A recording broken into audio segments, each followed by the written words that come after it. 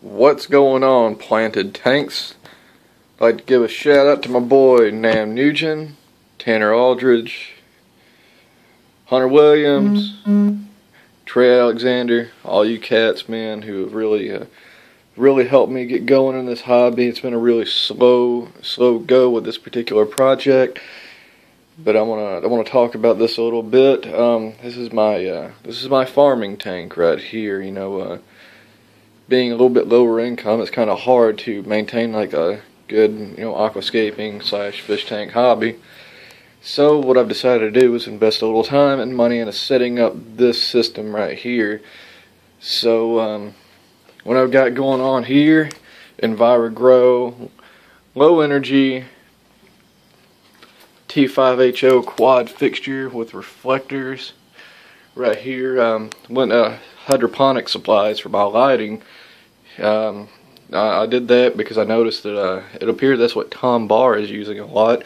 And honestly, these fixtures right here are so much cheaper compared to those that are marketed to aquariums. You know, the only downside is I actually had to hang it from the ceiling rather than having nifty little mounts. And there's also no bulb cover, so I've got to really watch any splashes or anything like that. But at this time, I'm not keeping any livestock in this tank, so I shouldn't have to worry about that too much unless I get the CO2 pumping a little too hard.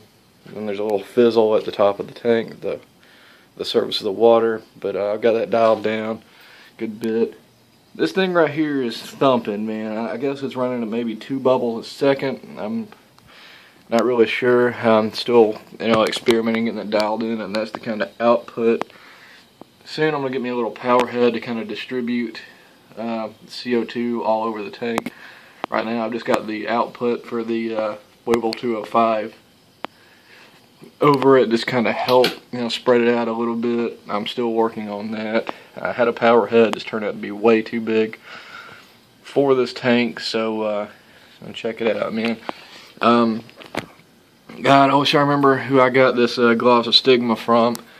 I got it on a trade from a local here. I can't remember his name, but he's local in Athens. Hooked me up with this Glossostigma and some Marimo moss balls, which I gave away a few weeks ago.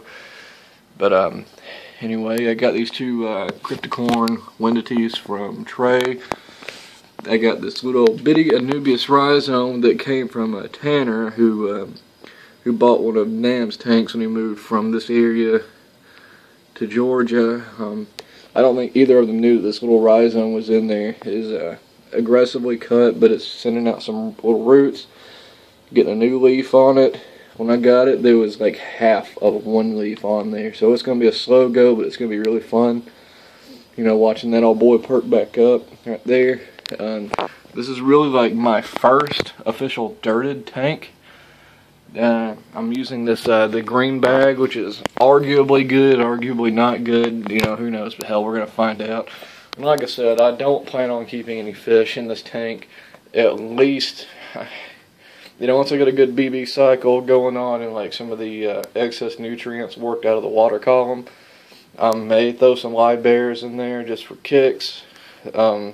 May breed them for fish food for Trey's 15-inch knife fish, aptly named OJ. And, like I said, Weevil 205, EnviroGrow Nature's Care Organic Cat with Black Diamond, right here.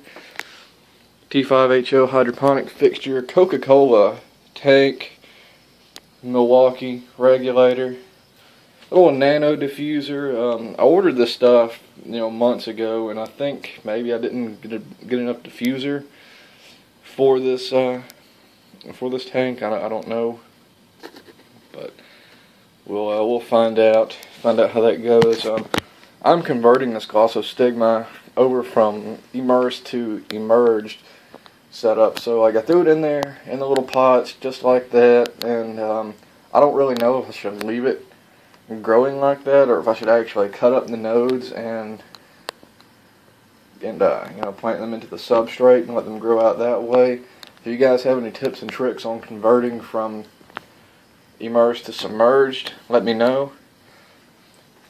Also going on here, man, I got all this Glosso growing immersed in this straight wet topsoil. That's all that is. A little dwarf hair grass going on in there. So soon I'm going to be converting that unless somebody wants it just as is, man. I mean, there's a thick little mat going on right there. See that? Yeah, it's almost like bean sprouts, sort of. You know, interesting little clump growing right there. You know, good runners, man. Real good runners. So maybe like a week and a half ago, I cut up some nodes and planted them over on this side. My goal was really just to get this whole thing just filled up, just carpeted. Like I said, there's a little dwarf hair grass in there. Most of that went off on a trade, and I actually thought there wasn't any at all left in there. So shit, you know, maybe once I get this going, you know, fulled up, maybe I can sell it and trade it off as an instant carpet, something like that. Yeah. Let's head on in here. My Nilok ferts, man, got them from Colin. Best deal on dry ferts of anywhere. You know, GLA, you know, they get those cool little jars and all that, and that's all well and good, man. But you know, I ran with him, man, because I don't necessarily need the jars. I'd like to have the little jars, they're cool, but I just didn't see it necessary. Dry Amquel, that's what I'm using as the chlorinator. On in here, so let's trim off. I got these 3 big sexies right here, kind of working on a deal trade. They're out of date, but they're in real good shape. So I'm going to get those recertified soon. Get those going on. Talk about this 40B. The 40B is what I was originally going to start this whole project in, you know, up under here. The problem I've been having is like I don't have any tools to build a stand. I don't have a saw, I don't have clamps, I don't have a miter box, no sawhorse, I don't have shit like that. So yeah, I'm just gonna let it sit here, you know, until you know, once this is successful, you know, I start making a little bit of side cash, you know, growing out plants, selling them online. I'll see about getting this old boy up and going. I bought this from a reefer down in the Birmingham area. It's nice drilled tank, man. I just capped it off. Whatever. What I'm actually thinking about doing with this is I'm thinking about drilling holes and running like my CO2 in through there and coming out this bulkhead on the other side. Or I'll probably do it down here actually, because it's lower to the ground. If I can actually get like a diffuser sitting off in that bulkhead, that would be great. It just kind of less stuff going up and over, man. Less stuff I'll have to worry about screwing up when I'm reaching into the tank to pull and trim plants. Got this big CFL fixture right here. I was using that in my basement. I start my own garden seeds in the springtime, and that's what I've been using as lighting. This year I just started them up underneath this thing, and I'll probably just in the future just kind of make a little room off to the side over here and maybe up under this thing. Hung this reflecting material on the wall here, because what I was actually going to do originally was set me up like a deep water culture hydroponic system in this corner right here, and I'll use tank water as nutrients for that. But it'll just been an experiment, but I really don't have the resources to just be experimenting right now. So I don't know, man. I want to use this over a tank. I'm just really not sure how well it's going to work out. It's a really good light, really bright light, proper spectrum and everything. But I don't know if you guys have any information on using hydroponic CFL fixtures over tanks. You know, please let me know. I'd really like to know what you got going on. This is the old immersed setup for the Glossostigma in the pots. I gotta take that outside and dump it.